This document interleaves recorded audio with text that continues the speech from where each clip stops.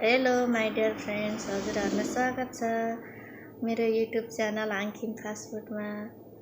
आज चाहिँ म आफ्नो व्यवसाय मेरो श्रीमानलाई जिम्मा दिएर मेरो गाउँको साथीहरू र आफन्तहरूसँग मिलेर नजिकैको रमणीय स्थलमा आज हामी बुहारी ग्रुपको आफ्नो नानीहरू लिएर पिकनिक खान भनी लागिरहेका छौँ। अनि यो चाहिँ दिम्री नै काजी मेलोरी नै भाजी भने जस्तै भएको थियो। यो चाहिँ तामाङ साथीहरूले मजाले बुझ्नुहुन्छ है। अनि म चाहिँ आफ्नो व्यवसायको व्यस्तताले गर्दा अलिक ढिलो पुगेछु। साथीहरूले नास्ता रेडी गरिसक्नु भएछ। अनि हामी चाहिँ नास्तामा चना अन्डा भुजा खान थाल्यौँ। थ्याङ्क यू, मिठो बनाउनु भएछ।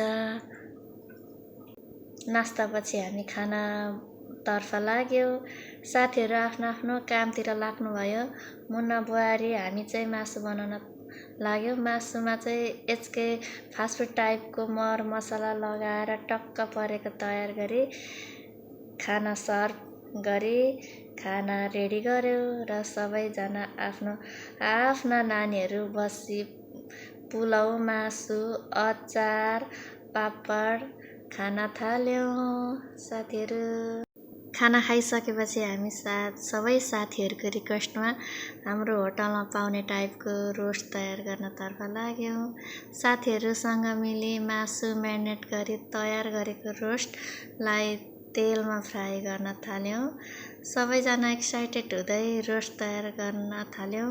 रोस्ट पनि यता मजाले पाक्दै थियो। होटलमा बनाउने बानीले होला, बाहिर खुल्ला ठाउँमा बनाउँदा कुनै चाड जत्तिकै रमाइलो लागिरहेको थियो। यता तयार गर्ने साथी बनाउँदै थियो, उता रमाइलो भइरहेको थियो। पिकनिक नै त हो, रमाइलो गर्न आएको हामी नाचगान गर्दै कम्मर मर्काउँदै साथीहरू नाचिराख्नु भएको थियो। सबैजना नाच्दै रमाउँदै गर्दै थियो। यता हाम्रो प्यारी भान्जी चाहिँ नाचेर गलेर ढल्किनु भएछ।